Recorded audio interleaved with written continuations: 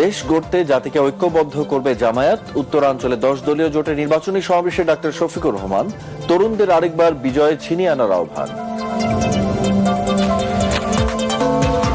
নির্বাচনী সমাবেশে অংশ নিতে রাতে চট্টগ্রামে যাচ্ছেন তারেক রহমান। গণতান্ত্রিক চর্চার সংস্কৃতি প্রতিষ্ঠা করতে পারলে জনকল্যাণ নিশ্চিত করা সম্ভব, মন্তব্য বিএনপি চেয়ারম্যানের।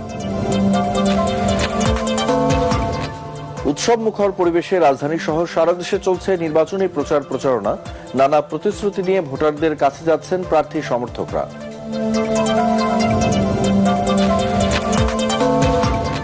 নিজের 650 কোটি টাকা কর মওকুফ ও গ্রামীণ বিশ্ববিদ্যালয় অনুমোদন সহ 26 সুবিধা নেওয়ার অভিযোগ ডক্টর ইউনূসের বিরুদ্ধে।